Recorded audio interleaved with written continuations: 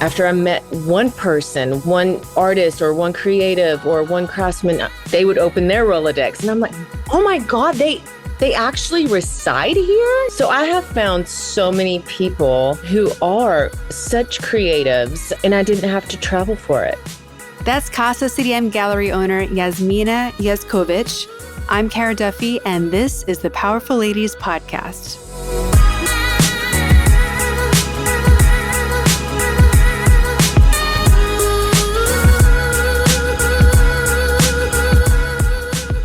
There has been a long divide in anthropological studies between two key theories. Does our environment create us, or do we create our environments? Most anthropologists believe it's somewhere in between, and often due to our confidence and abilities to create what we want.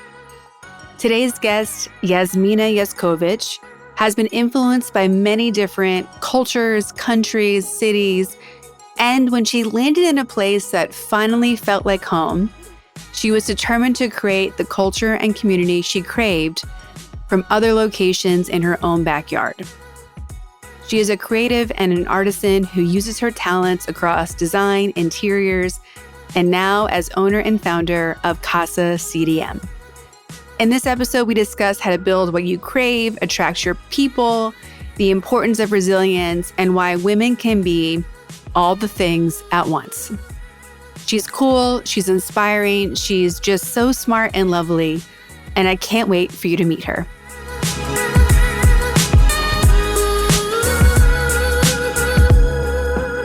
Welcome to the Powerful Ladies podcast. Thank you for having me. I am very excited to talk to you today because you said some key things the first time we met. And of course, I was told to go find you from two people that I thoroughly trust with cool, creative, up to something local women. And that was Victoria Kennedy of Kennedy Contemporary Gallery in Newport Beach. And then Taylor O'Sullivan, who's been on this podcast, who's an incredible photographer, filmmaker from Laguna. Both of them said, have you gone to Casa CDM yet? Have you met Yasmina? And I'm like, no. So I took my artist client, Andrew Pedersen, with me. We went just one day to go check it out. And I will never forget you saying, first responding so positively to meeting someone who basically was like coming to find you in the best way possible. But then you said, I moved here and we needed more spaces like this. So I decided to just make it. Yeah. And I was like, this is a woman after my own heart. Well, thank you. And Victoria and Taylor are quite incredible. It's funny. Victoria actually, at the very beginning, when I started thinking about even opening Casa CDM, I think I told you then how so many women, and not just women, but people in general, like to hold information, right? And she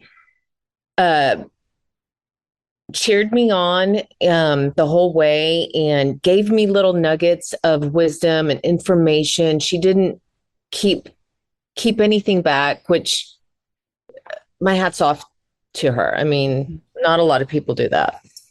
Yeah. And I love that the art world is changing because, as you mentioned, it's been such a gatekeepy, exclusive, only if you know type of place. And being someone who loves to work with designers and creatives, to have it changing and to have our generation saying, like, this is not acceptable. Like, why are we competing versus collaborating? Why aren't we helping each other? This taking the power back in how art is bought and sold and created and shared, just, it feels very punk rock. It feels very appropriate. And it just makes me happy that that's how things are shifting. Yeah. Same. Before we go any further, let's tell everyone your name, where you are in the world, and what you're up to. Okay. My name is Yasmina Jaskovic. I live in Corona del Mar, California. And what am I up to? I'm up to raising children and being a business owner and having my hands full, but loving every moment of it. Yeah. How long have you been in CDM? So in CDM, so when I first moved to California, I moved to San Diego and just a year after I moved here. So that was '08. No, pardon me. It was '09. And I actually moved to CDM. And then, I was in my early 20s. So I kind of wanted to bounce around a little bit. Met my husband in 2011. We lived in Costa Mesa and then we decided to move back in 2018. Yeah. Mm-hmm. I feel that there are a lot of different opinions, especially from the outside, of what Orange County is. And some of these stereotypes, like all stereotypes, are accurate. But I think what Orange County does not get enough credit for are the number of creatives who live here and are thriving, and then the number of entrepreneurs and small business owners that are here. Like, people think about Orange County and think of the OC and Laguna Beach, the TV shows, and everyone's a billionaire. Absolutely. We Yeah. are not, that's inaccurate. But there's a lot of people who are working very hard to design their life and design their businesses. Mm-hmm. How did you find those communities for yourself? Well, it was a hard one. So I too was one of those who definitely thought Orange County was the fluff, right? Yeah. Um, and you do have to kind of weed pick, especially, yeah, there is a lot of humans here that definitely fit that criteria. But if you just travel to down to Laguna, once again, that's the art community of all times. But then when I started thinking, well, when we were building the house, I really wanted to hire local craftsmen because I did find a few. And then I'm like, after I met one person, one artist or one creative or one craftsman, they would open their Rolodex. And I'm like, oh my God, they actually reside here. So I have found so many people who are such creatives, and I didn't have to travel for it. So I highlight artists who are local, and they are from San Diego, Newport Beach, Corona del Mar itself, Laguna. Yeah, we have.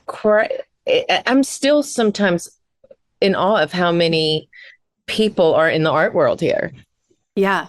Yeah. And I love that you're creating a physical space that is hard to find here. Like, it's hard to find a place that feels like it could fit in Los Angeles or New York, or name your favorite European city. And like Andrew and I left meeting you the first time and visiting for the first time, and we went, oh my gosh, thank God there's more people like us. Thank God this place exists. Like, because it's hard to, there's a very specific type of art and type of interiors that gets replicated so often in Orange County. Totally.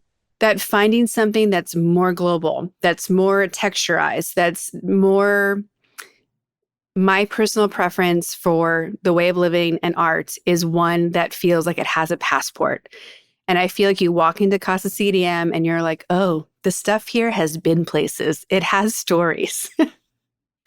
It's funny you say that. When I first opened, which was a little bit over a year ago, a lot of people would come in, and everybody's feedback was always wonderful. It would be either, oh my gosh, I feel like I just stepped into a place in the city, or in Europe.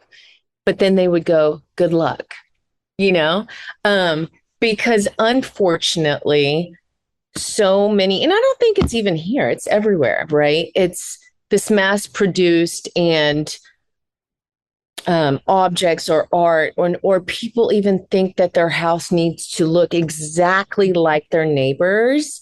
And that was never me. So I did take kind of a chance with this. But I'm so grateful that I'm doing it, because once again, like you and people who come in, and they always say, wow, we really need this. Mm-hmm.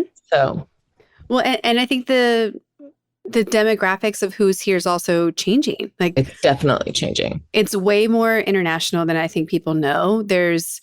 I went out to dinner in Irvine a couple of weeks ago, and being from the East Coast, having lived in Europe, I sat down and I went, oh my gosh, like there's less white people in this room than more. Like we have crossed a threshold. I am so proud of us. Yeah. And like you heard different languages being spoken, and beautiful? it was amazing. And Irvine gets its own layer of complaints. It's like this voted one of the safest cities in the US. It can feel very vanilla. It can feel very Truman Showy. But what it is creating, because it's so safe, is a place for so many people to find stability and security in that way. And so I'm slowly, over the years I'm living here, getting more and more proud that the people and culture that I wanted is like coming versus me having to leave to go and get it. We're on the same page. It's so funny. Especially before kids, I had to get out of this bubble because it is quite a bubble, and Yes. it is changing though. But I would have to, if it's even just a getaway to LA for the day, just to fill my cup of culture, different foods, whatever, seeing different brick and mortars, but I would have to escape to New York or go to Europe just to get my fill. But I agree, things are changing. Even in our little small town of CDM, people are changing. The demographic is changing. Younger folks coming in, getting away from the city and trying to now change it a little bit, but still keeping the charm of CDM, because it is quite charming and it's walkable and people, it's changing. Yeah. When I was doing research for this call, I discovered that you were born in Germany. I was. And I lived in Germany for 4 years before moving here. Yeah. So I was very curious where you were and the story of you going from Germany here. Yeah. So my parents are from the former Yugoslavia. So my mom is Serbian Orthodox. My dad is Bosnian Muslim, but they met in Germany. That's how they met. My mom went to school there. My dad just ended up there. And so they had my two brothers and me in Germany. And we lived in a small town called Fallingbostel. And it's in between Hanover and Hamburg. And it's actually maybe a tiny bit bigger than CDM. It's still a walkable town. My childhood, I thank my parents all the time. I was a kid. I got to be a kid. I got to explore. I got to get dirty, not come home. The perfect thing. How we got here. So my mom's brother ended up in Houston, Texas back in the 70s, and it's her only brother. So she always wanted, it's the once a year only seeing each other. And we would come vacation, and one year she was like, that's it. I want to move, and she had this dream of America. Like growing up, they would every once in a while see a Western or, she just had this dream and these thoughts of what America was. And so we moved in 91, and it was quite the culture shock. We came from this green, beautiful town to Houston, Texas in the early 90s, where the crime rate was at its highest, it was at its peak. And so we moved there. We didn't last but a year and a half. And there was a big Serbian community in Houston, and they all told my parents, hey, there's this wonderful town called Hot Springs, Arkansas. You guys should go for like the weekend just to get away. And we did. I think it was the summer of 93 probably, or the spring of 93, and went for the weekend. It was spring break. And as soon as we got there, they're like, it's slower pace. It was completely lush and green. So they bought a place that weekend. And so we moved to Hot Springs, Arkansas. And then my, school, my friends started going to college. They came out here to San Diego. Hence, I moved to San Diego. And I kept on coming for vacations. And I, like my mom, I think it was '06, I was like, that's it. I'm doing it. Like, I'm doing it this time. So every time I would come here, you say that you're going to do something, but then you get back into the comfort of things. But that last time, as soon as I got back into town, I changed my bank account to, a California bank account, got everything ready, packed up my car and came out in '07, Labor Day of '07. Wow. Quite the shit show that weekend too. Well, I think it's so interesting because this happens over and over again to the women I talk to on here about how there's that whisper, it's telling you to go, you can feel it, and we ignore it for so long. And then either we have that's it, we're doing it mode, or the universe gives us a real hard push and we're like, okay, fine, we're doing it. Okay. But did the same thing happen when you were like, okay, I'm finally going to open Casa CDM? Totally. I want to go back to like the cultural thing. I think a lot of it for me was being an immigrant in the South. They were still so closed-minded to it. So I never felt like I belonged, even though, my friends are great and I still have them. But there was never a sense of like, this is where I belong. I never felt that. It was quite the opposite, So as soon as I came on Labor Day weekend, it was like a weight was lifted. Granted, we still live in San Diego. Here it was pretty white, dominant, but there was still like there wasn't that disconnect. That it was welcoming. I always felt welcome. So that weekend, I never looked back. I never had this like, oh, should I have done that? Like I've never. Yeah. But yeah, to your question, say exactly the same. Where did your passion for art and design come from? My mother. So my mom graduated school to be an architect. Hence, she didn't use that. She didn't apply her, what's it called? Degree. Thank you. She didn't apply it. Granted, she did use them to build their homes, personal homes, but she went into the design instead. So she designed clothing and then later interior.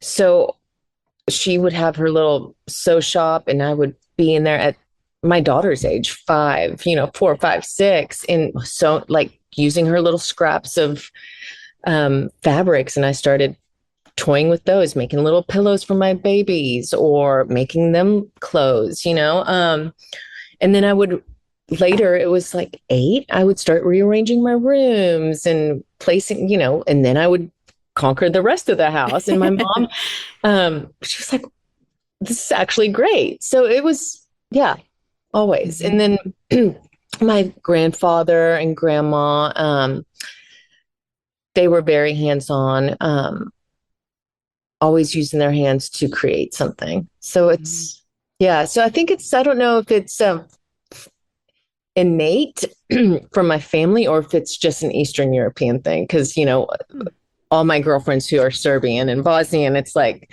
we kind of had that same upbringing and, everybody's grandma sews or makes these wonderful things for the house. So, yeah. I think it's always so interesting, like how some families are very artisan oriented. Food, art, sewing, like there's layers of, we do things with our hands, carpentry, whatever the thing is. And then there's the other side that it always catches me off guard when that's missing. Like my dad's always been very handy. My mother's always known how to sew. I have 2 sewing machines that were my grandmothers and great grandmothers in my house, like beautiful old singers. And it's really weird for me. Like, again, I'm not from California, but to be here and to be dating and to interact with men who like don't know how to hang a shelf. Oh my God. And I'm like, what?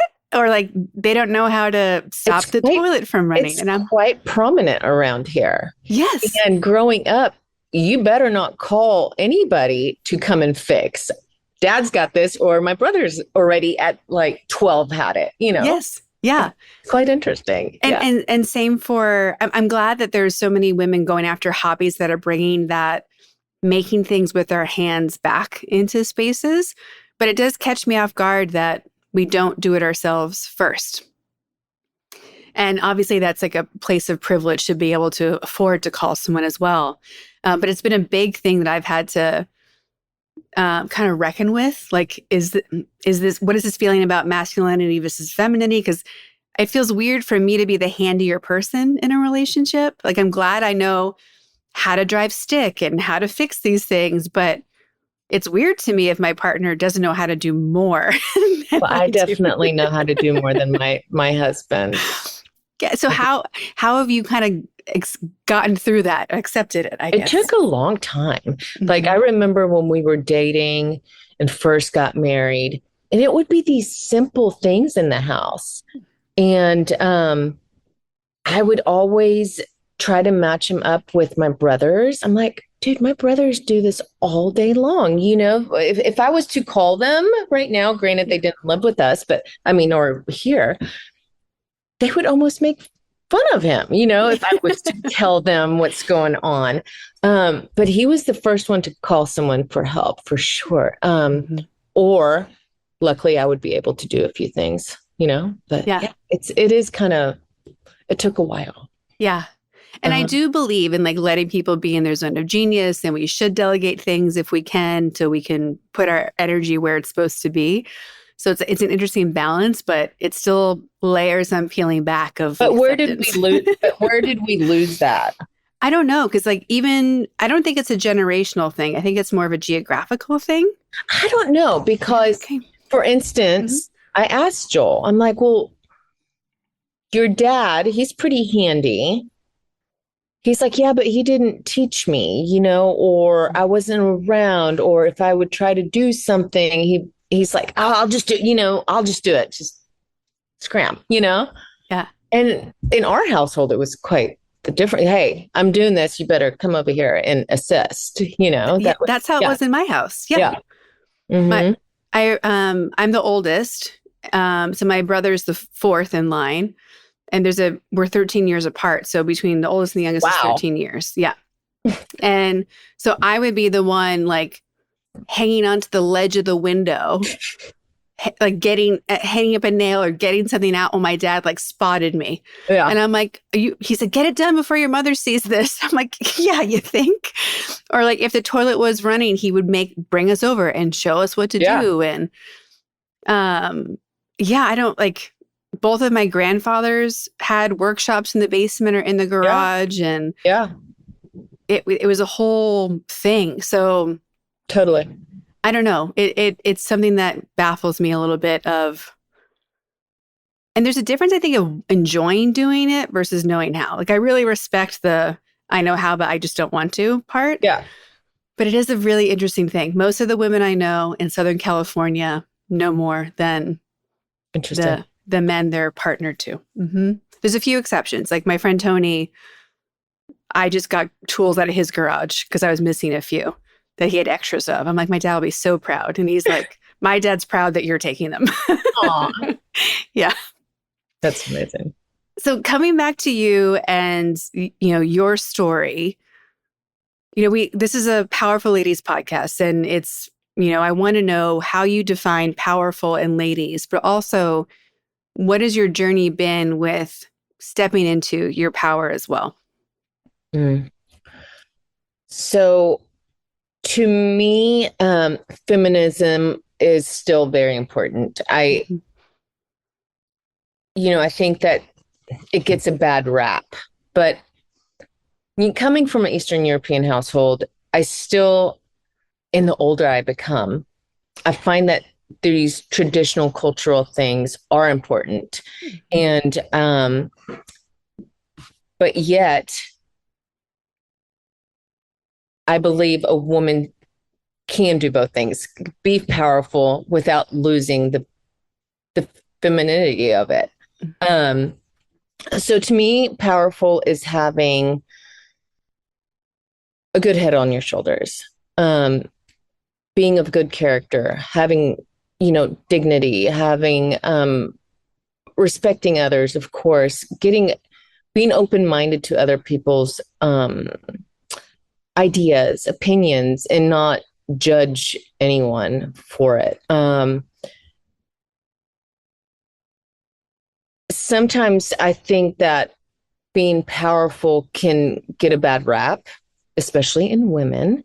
Um, but I think we handle it with grace. And I think there is this art about doing that, especially if you're in a dominant man world, that I feel that you can be powerful with them knowing that we are. And most men know. I mean, most men know that wow, that is one smart. She's on it, But keeping that femininity, I think, is very important also. Mm-hmm. Yeah. What's an example of when you realized how powerful you actually are? At a young age. Mm-hmm. At a young age. I've always had my opinions and my thoughts, my beliefs, but I researched them to make sure that they are align and agree, and that I'm actually on the correct course for myself. And once I did that, all those things, beliefs, thoughts, ideas, opinions, once I believe that they're correct for me, I stood by them. I don't waver.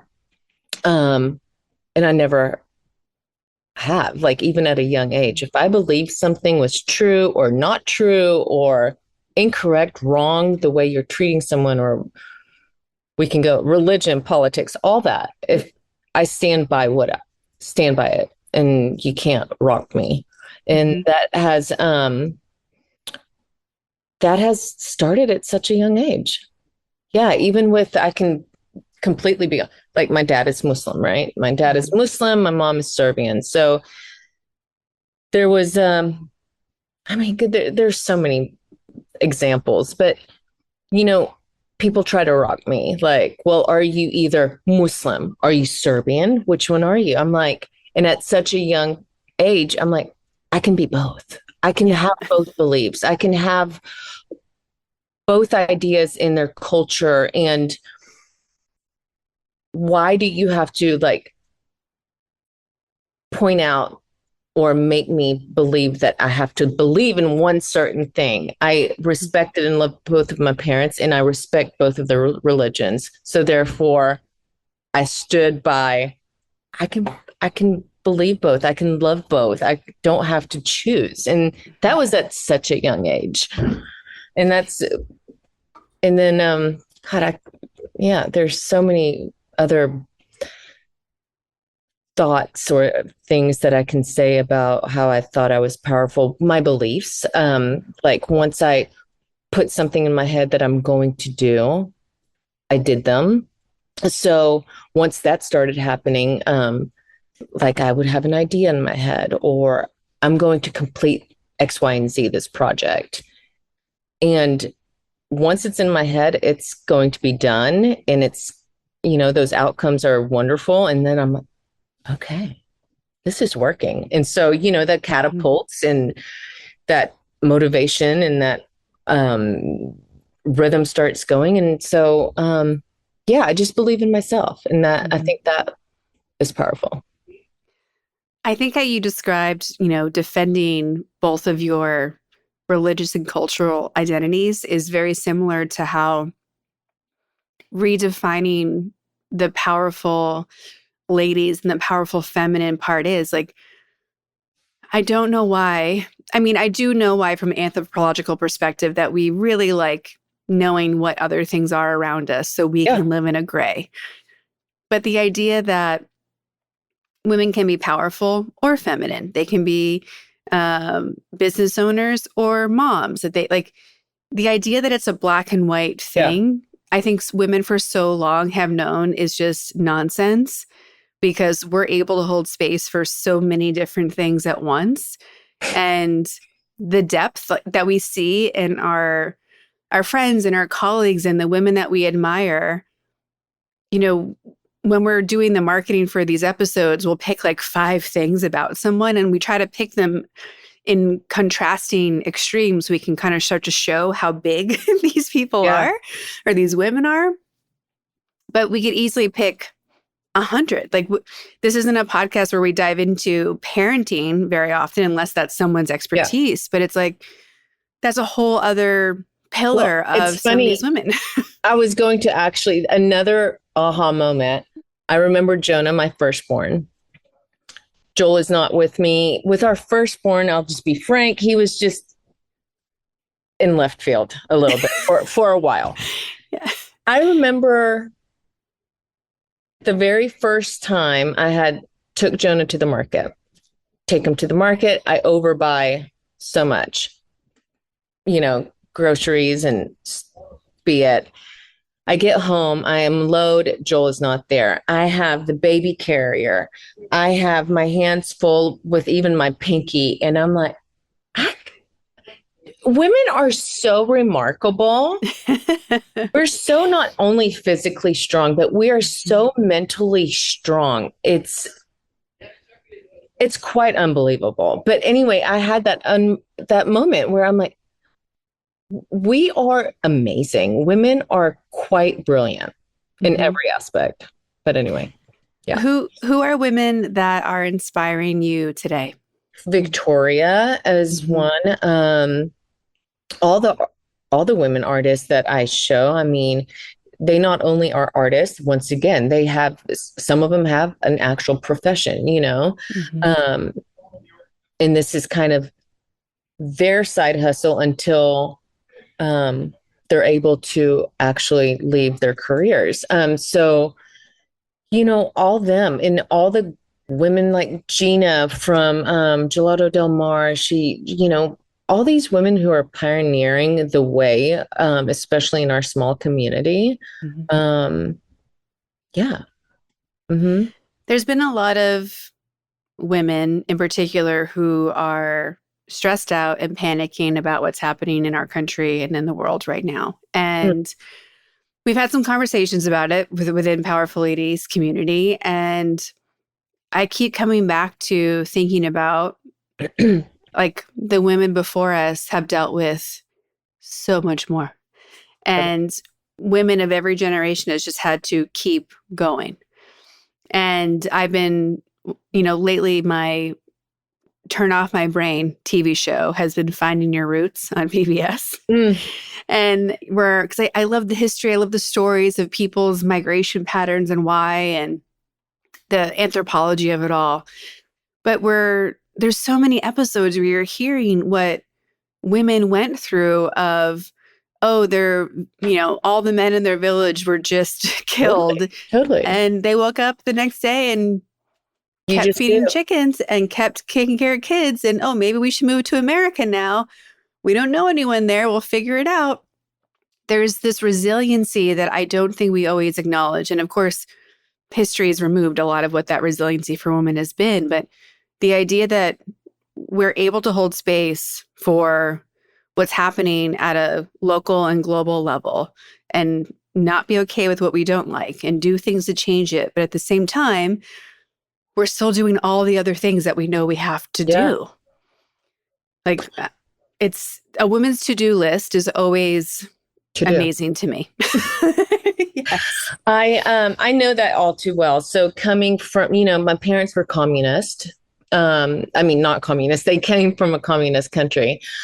My grandparents, World War II and all that. So World War One and World War Two. Even my dad, he was fed by Roosevelt's dropping eggs over, Bosnia. I mean, so, and my father has taught me a lot about being resilient, and it just comes almost too natural for me, where I don't cope like I should, especially I lost both of my parents. I've lost my brother. And what do? I have two kids. You wake up and you keep going, even though when it's literally you don't want to get out of bed. But I've never not once gotten out of bed. You just, as Bosnians say, like, what do you just like, you live on, you have to keep going. I always say, I joke, when my kids turn 18, I might just break down one day. I hope and I want to.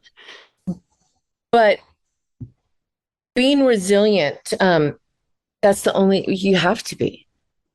You have to be. I think this state of taking it, putting it aside, sticking it in your hip and like continuing to go is what so many women I know right now are currently processing with their therapist. And I know for me, I just started going to therapy August. Good for you. And I've had lots of coaches. I've done lots of, I don't need more talking. Yeah. I needed to do this. You just want to spill. Yeah. And I needed like the body connection again. Like, I know that I've been shoving things in places. And for those who are listening, like I'm truly pointing different parts of my body. Like, I know that whatever I've dealt with, if I haven't liked it or it hasn't been something moving me forward, I've been like, okay, got it. I'm going to stick it over here. We'll deal with it later because we have to keep moving forward, like moving forward at all costs. Yeah. And it's really interesting to unpack like what we've just kind of put into our little backpack or wheelbarrow and have been bringing with us all this time. And sometimes it shows up in front of us and we have to deal with it. And other times, some of it just dissolves over time. Like, and people have often asked me like, oh, like, what have been your biggest mistakes or your biggest failures? And I go, I don't even know if I can list them, because when bad things happen, we're like, okay, what did we need to learn from this? How do we keep going forward? Okay, keep and go. Yeah. And it feels crazy. Like, it's not that I don't have any. Yeah. I just can't recall any in a short span of time. Right. I have it, like the processing isn't there. Yeah. Yeah. Yeah. Same. Yeah. And I'll have friends remind me of things like, oh yeah, that did happen. I'm terrible about it. Yeah. Yeah. It's like you build this trauma wall, and one day you'll deal with it when it's ready. Yeah. And I think that all the modes that we choose for survival are all, some of them are, genetic and passed down, and some of them are culturally taught, and some of them we've discovered on our own.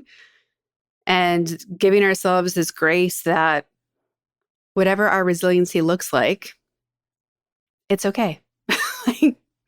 It's okay. And if we don't like how it's operating in our lives and relationships, then we know we have resources now to deal with it. Exactly. I'm for one going to actually do a taekwondo class next week for the first time, because I'm like, I don't want to see a therapist because I have too much, like, I don't even want, like, where do I start? So I'm like, let me just go kick something. So I'm going to see, I'll let you know how that works. I love that. But I think that's so important. And like the somatic part for me is the biggest thing. Yeah. I'm obsessed with my therapist. So if anyone wants a recommendation, let me know. But there are some days where it's just me checking in and I'll start crying. I don't know where it's coming from. She's like, why? I'm like, no idea. No idea. Okay, just stay with it. Like, the goal is to get it out. We don't need to remember why. Yeah. That's me in the car sometimes. That's weird. Yeah. Yeah. But good. Like, it feels great. I'm like, oh my God, I'm actually feeling something. And I'm like, don't stop crying. Yeah. Good.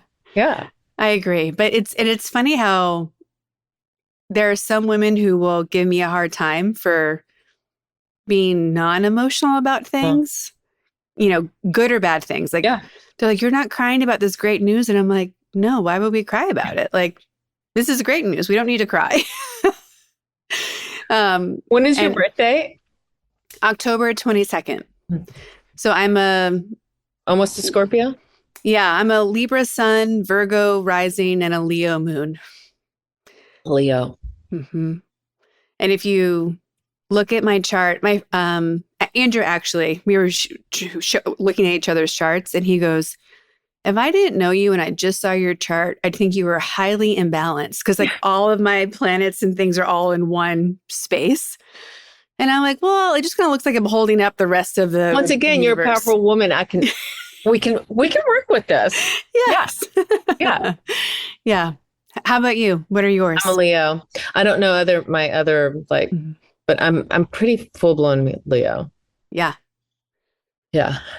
It's really like when I'm working with clients now, we're looking at their astrology, their human design, their Myers-Briggs, their disc. Like we have to look at all of it because other things resonate for different people for different reasons. And I'm personally just over women in particular, but everybody like running their life and running their business in ways that were built for somebody else and not them. What do you do to keep designing your life and your businesses back in alignment with yourself? Well, it's very important for me. And of course, it seems as though, and I'm getting that, Casa CDM is different already from what is on PCH Row and so forth. I always wanted to stay true to myself. My eye, my design, my thoughts, my beliefs. So one of the things that nothing is in the gallery that I wouldn't personally have, either in my home or gift it to somebody. So I'm always staying true of the artists that come in, their works, and not even just their works, but actually them as humans too. If they're hard to work with, if they're prima donnas, if they are, if they're ego driven or money driven, we're not going to align, and your pieces won't be in there. So it's very important for me to not only have beautiful pieces with stories that are vintage, that called me in somehow to grab you and purchase you and put you in gallery, but to also for the art with the local artists. So their eye has to kind of align with my eye. Yeah. Mm-hmm. We have some rapid fire questions for you as we wrap up today. The first is, where do you put yourself on the powerful lady scale? If 0 is average everyday human and 10 is the most powerful lady you can imagine, where would you rank yourself today and on an average day? 7 or 8, but I'm modest. Okay. Listen, this is the most interesting question for me because I really need to give the entire output of every episode to a psychologist so they can map it and do things with it, because every answer is so personalized and geographically people answer differently. Like it's so fascinating because there's so many layers to it. Mm-hmm. What are habits or rituals that you need in your regular routine to keep you at your best? I wake up super early. What's early? 4:35. I haven't, well, like this morning I woke up at 4, but coffee first thing, with no one up, then a workout. That's really important. Having connection throughout the day with either a friend, of course, my family, and then my chamomile tea every night as I sit with the kids before they go to bed. Yeah. Are you someone who works out at home or outside of the house? So we have a gym in the home, so I'll work out inside, but if cardio is just outside. I just walk out the door. I don't go to, no gyms for me. Have there been habits for your wellness that have been always a part of your life versus ones that you've worked hard to build into them? I think my habits, they've been with me for so long. I created them when I was probably 22. So they're just second nature, eating healthy, not drinking on a daily basis, smoking. So those are now instilled in me. So yeah. Mm-hmm. Like I don't crave junk food because it's just been out. It's just, yeah. I like eating clean, fueling myself with water, lots of coffee. That is a vice. Okay. How do you evaluate who's allowed into your bubble and your inner circle? Oh, I am a very private person. And thanks to my mom, I have a pretty good judge of character. So I'm able to tell very quickly if a person is of bad character or just doesn't have good energy. I don't have a large group of friends. So I am very choosy in particular and who comes into not just my life, but my family's life. Mm-hmm. This is a powerful, connected community that loves to pay it forward and make magic happen for other people. What is something on your to-do list, your wish list, to manifest list? What is something you want to kind of offer up to this group that we could help you make happen? Oh, so what I'm currently working on is a forum that will be held in September. And my son is autistic. So it's been in my head for about 3 years that I really want to create something for parents, teachers, staff to work on inclusion. And so I'm holding up a forum with 3 speakers in September. And I just want it to be something positive and some nuggets of information that people can take away and really not only use it for themselves, but perhaps teach their children or whoever is in their life. I love that. Okay. Yeah. So for that forum and for Casa CDM and everything else you're up to, where can people find, follow, support, and connect with you? Okay. So you can follow me on Instagram, Casa_CDM. You can find me at 2620 East Coast Highway in Corona Del Mar. That's the only really platform I have. I'm working on trying to be in the now and get on TikTok and whatever people do. And I don't know how to do it. So I'm going to hire someone to do it. But yeah. Amazing. Well, thank you so much for being a yes to me and to this podcast and the Powerful Ladies and sharing your story and your perspective today. It's been lovely to have this time with you today. Thank you so much. Oh, Kara, thank you so much for having me. I feel honored. Thank you.